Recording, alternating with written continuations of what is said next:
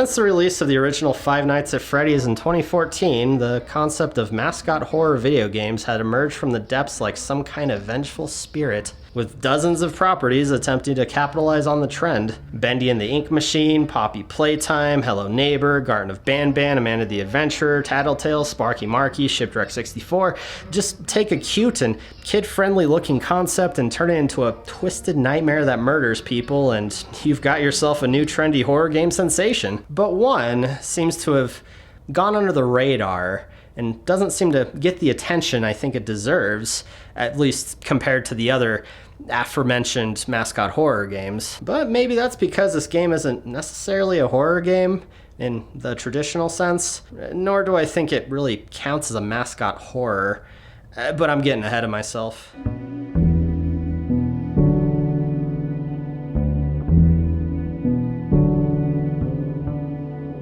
It was about a year ago I live-streamed My Friendly Neighborhood, expecting a standard horror game with living puppets as the monsters. Instead, what I found was a clean, strategic, and wholesome indie game that pays homage to a good number of my favorite childhood things. You play as Gordon, an old curmudgeon tasked with fixing a broadcast antenna that's gone on the fritz, and started broadcasting My Friendly Neighborhood, an old defunct kids program akin to Sesame Street.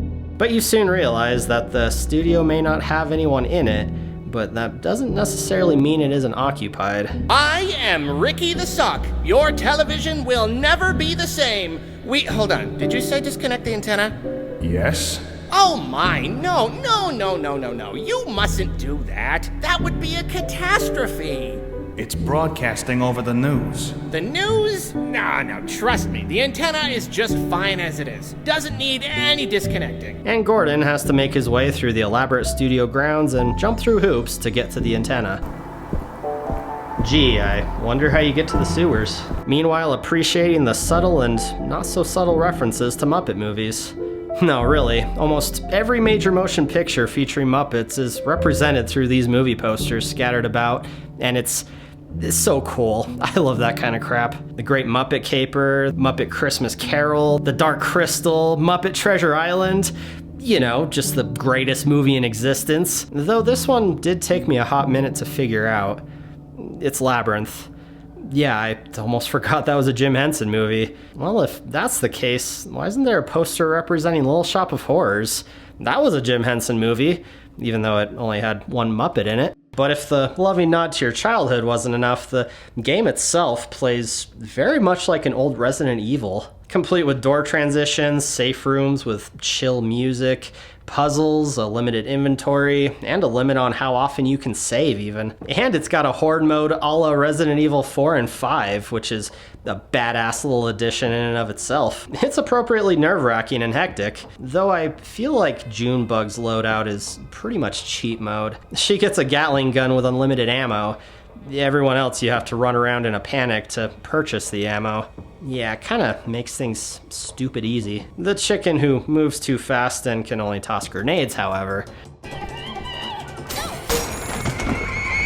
Every now and again, a giant friend will show up to keep things interesting, but their hitbox isn't any different from the other friends, so you have to shoot them repeatedly in the dick to take them down, which is always fun. And just to be clear, since all the enemies in the game are puppets, instead of real guns, you're armed with letter guns with Rolodex magazines and typewriter cartridges as ammo. Alright, so we got this, Gonna start teaching some fuckers some grammar. It's a pretty cool design choice, and the weapons in this game have a heft or a weight to them that I can't really explain, other than go play BioShock and compare the weapon look and animations to your standard Call of Duty. It just feels good and looks cool when you're pumping Muppets full of lead. BioShock is another great game that My Friendly Neighborhood seems to have drawn inspiration from, like the health tonics or the fact that your first weapon is a wrench. Okay, well maybe the wrench just made the most sense because that's what a repairman would have handy, and it's not actually a reference to BioShock, but I choose to believe it is. Going off to get that Sander Cohen. I also need to mention how well the puzzles in this game are handled. They're pretty easy and borderline childish, but that makes sense given the fact that they exist in a studio for a children's show. It's one of the rare times I've seen the existence of puzzles in a game be logically explained by the environment. Alright. Good game. With all the homages and design choices being similar to survival horror games, though, the game itself isn't really scary. In fact, the so-called enemies in the game I found endearing and hilarious. What with their inane chatter to no one in particular.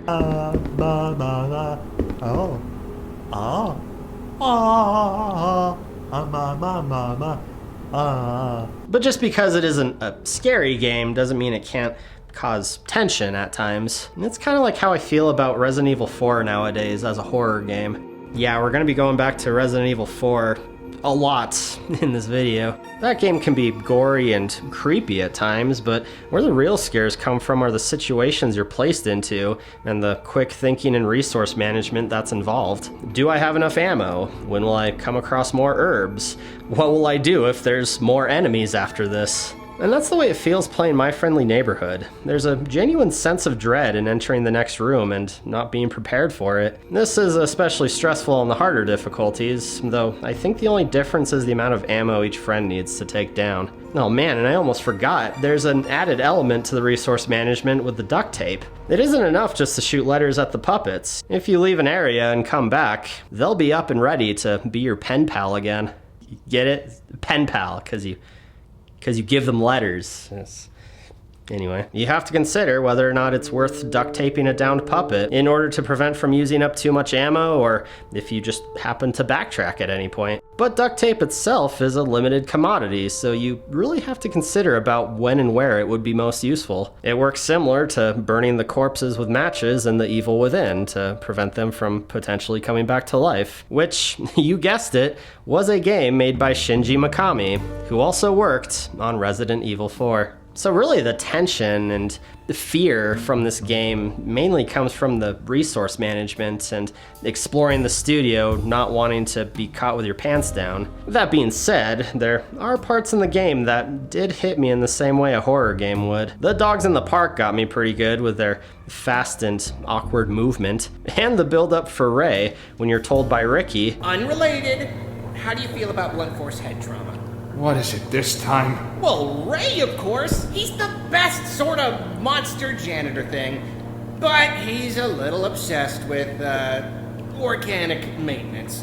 Tends to pop out of pipes and clobber people with his wrench. and then having you walk past gigantic and very obvious vents, only for nothing to happen. Though it turns out Ray is frickin' adorable and probably my favorite puppet.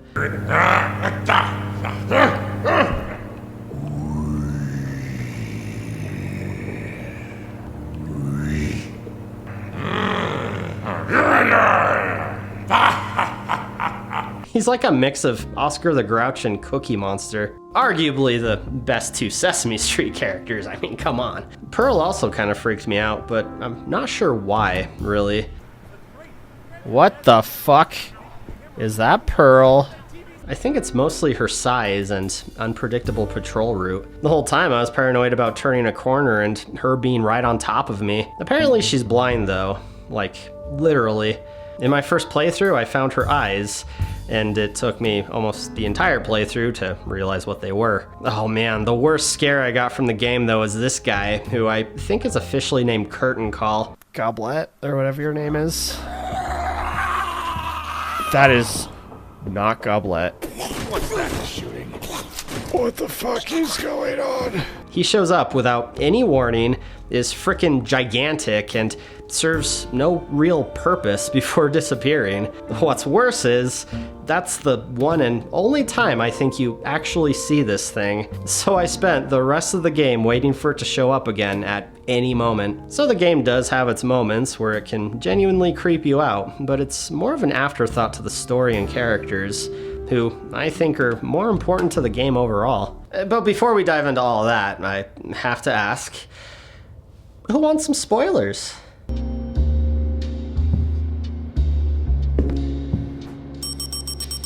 As an added bit of replayability, you can find throughout the game hidden cheats that can be activated with a new game to play around with. Typical things like infinite ammo, slow motion, long arms, big heads. Most importantly though, beating the game unlocks free cam mode, which is essentially a no-clip that lets you go anywhere in the game at any time and look behind the dark and closed off areas to see if anything was hidden there. And guess what? There are hidden things literally everywhere in this game. The developers purposely put things beyond the boundaries of the game for you to discover on your own. There's even a hidden invitation to discover where a prop designer hid rubber ducks in each room he worked on, which I hear on good authority can't be held while playing a saxophone. Arguably, this is where the real scares of the game comes from, discovering all the creepy hidden things that were nearby the whole time just out of view, like this pool room in the cardboard house.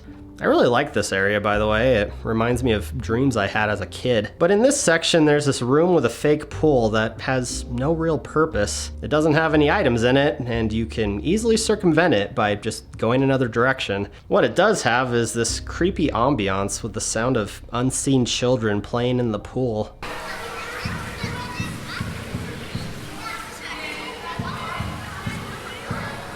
But I can never really put my finger on why I found it so uncomfortable.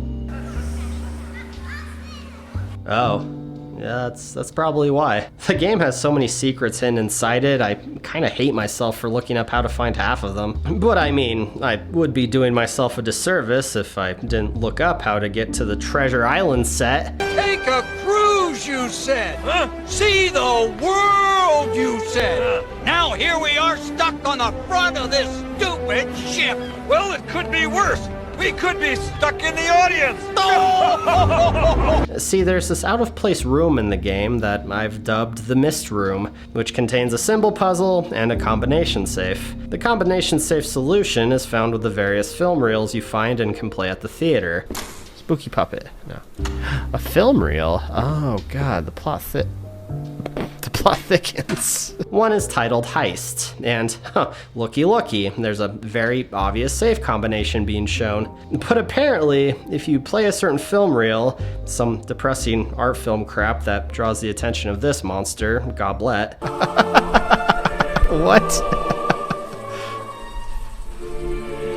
What makes a man Lebowski? It's stuck that way, and you can't play any other films. And guess who didn't know that and played the art film before the heist film? Yeah, I locked myself out of solving an optional puzzle. So you know what, I really shouldn't feel bad for having to look it up. So there. Anyway, the inside of the safe simply has a new piece for a previous puzzle in the sewers, along with a new solution. Solve the puzzle that way and hell yeah, pirate movie set, complete with puppets in costume. And the coolness doesn't end there, as a treasure chest inside the lagoon hides the Gatling gun, called the Conclusion. Now, if only I can make enough room in my inventory. The solution to the symbol puzzle leads to an even bigger puzzle, the Super Special Ultimate Puzzle trademark, if you will. The solution to this one is hidden in plain view in the room where you find the shotgun. Sorry, the novelist, which gets you a spoopy mask. Now, masks like this are already used to solve a simple puzzle with these busts of characters, but there's only 4 busts, and we now have 1, 2, 3, 4, 5. 5 masks. There's 5 busts in the main building though, but to find out which mask goes where is found hidden behind this curtain in the offices. Follow that and a locked door will open, but that's only half the puzzle.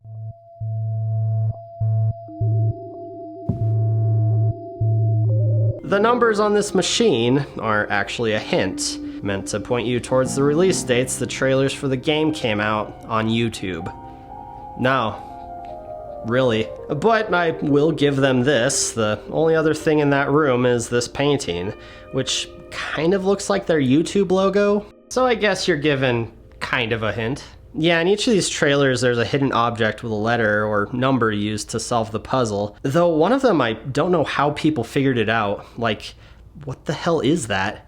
Enhance. Enhance. Yeah, I'll just look the solution up online. After going through all that rigmarole, though, the reward you get isn't really that great. I mean, at least not for me. But the sheer scope of the puzzle is really more what I appreciate about it. One of the most interesting things I found exploring with NoClip, though, was this paper behind the desk where you first meet Ricky. Apparently, this is from the writings of St. Augustine, which discusses the idea that all things that are corrupted by evil must be inherently good, because otherwise there would be nothing for evil to corrupt. Which is kind of neat, because it plays into what I feel is the main focus of the game's narrative as a whole. Yeah, that's right, we're about to get all critical analysis up in this. It's gonna be like one of those shitty papers I wrote in college.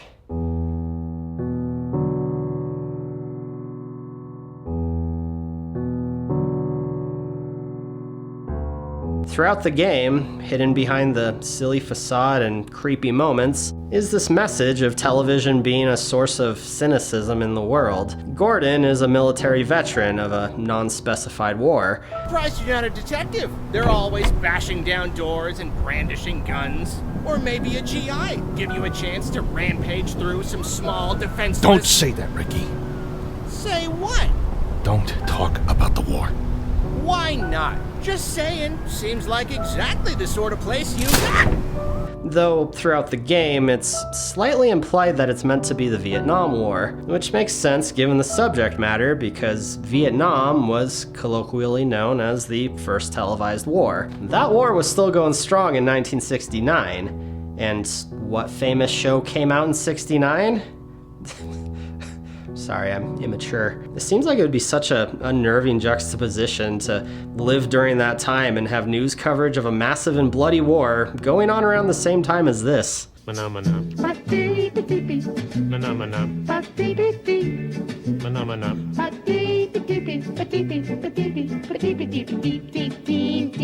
And I feel that's the kind of idea being presented to you throughout the game.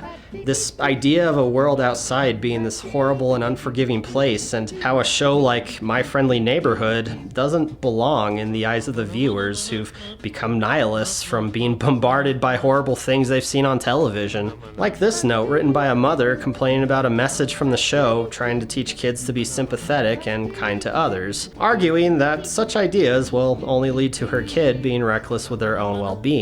Or this other note reminiscing on an old newsreel from the war about a soldier sacrificing his life for the life of his fellow soldiers. The writer's takeaway from it being how horrifying it is that we would hold such people in high regard. It kind of paints a bleak view of a messed up alternate world where no one dares be selfless for fear of making themselves vulnerable. And we see the subsequent results of this with yet another note where the market survey expresses how shows like Crime City and Drama Daily have become the new favorite televised programs, and how My Friendly Neighborhood's viewership is plummeting over other children's programs like Dinosaur Mayhem. People only want to see the bad in the world through television, and there's just not a place in it for an innocent show that teaches morals like My Friendly Neighborhood. And we see near the end of the game how the puppets themselves become adversely affected by the modern world of television. We wanted to know what other shows had that we didn't.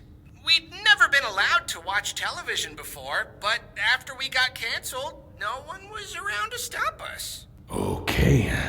So we turned on one of the old sets, expecting to see something amazing. But it wasn't amazing. It was mean. It felt like we were dying, Gordon. We all got a little twisted then, but some of us... This is the one and only time in the game that you see the puppets as these twisted and demonic versions of themselves. And it's such a short segment that it kind of nails home the idea that these creepy versions aren't the norm, but rather outliers to the more pleasant versions. And that leads us to Gordon's journey. Gordon is a product of this self-centered world. Got that in the war. Last time I stick my neck out for someone. But his adversaries in this are fun-loving puppets who exist solely to educate children on how to be a good and caring person. So throughout the game, you as Gordon slowly begin to learn to open up and help people again. This is done through entirely optional, though deeply revealing scenes Gordon can have one-on-one with the puppets. Life can get you down sometimes, huh?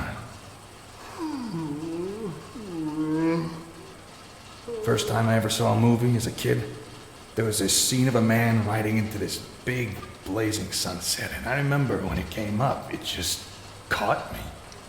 I don't know if it was the plot or the music or what, but my heart just suddenly leapt, like I had just heard an old friend calling my name. And I sort of forgot myself and turned around, thinking someone was behind me. But all I saw was a little star of light coming from the projection booth. No one else turned around. They all were just focused on the screen. But it felt so real, so solid.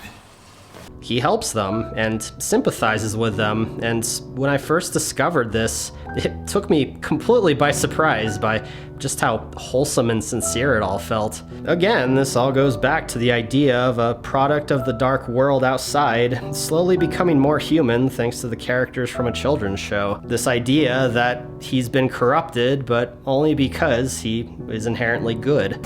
Gordon, you don't have to do this! I don't want you broadcasting, Ricky. You're gonna hurt kids. Hurt them? Gordon, we want to help them! They need us! You need us! For what? For what? Gordon, look at this city! The buildings are dark and the streets are empty! No one knows how to be a friendly neighbor. And that leads into my conclusion of this game, and how it takes the idea of a mascot horror and turns the whole thing on its head. Because when you get down to it, Gordon is in no real danger. He's just getting hugged into unconsciousness. There's no dark lore about mutilated children or cute cartoons coming to life and murdering their creators through the power of Satan or some shit. And there's certainly no giant push to turn the game into its own movie or television franchise with merchandise just all over the fucking place. No, the whole thing portrays itself as dark and creepy, but digging deeper instead reveals a story with a lot of heart and a lovable cast of characters. That and TV bad, I guess. It's a solid game that I assumed would be just another horror game capitalizing on fond childhood memories, but instead I was given a surprisingly deep experience with fun gameplay, a solid design, and a nostalgic look back on my childhood. This stream is brought to you by the letter C. So check yourself. Now, if you did go into this game expecting a creepy, violent horror experience, then yes, you probably will be disappointed, but even the most cynical person, I feel, can appreciate a friendly neighbor. I'm gonna go throw up now.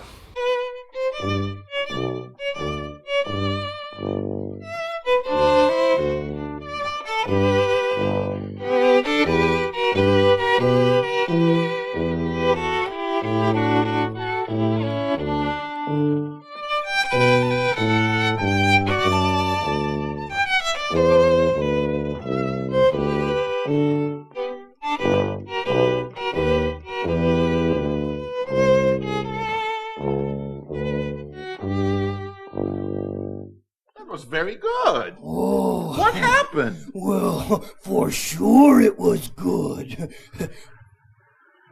Oh, but it'll never happen again.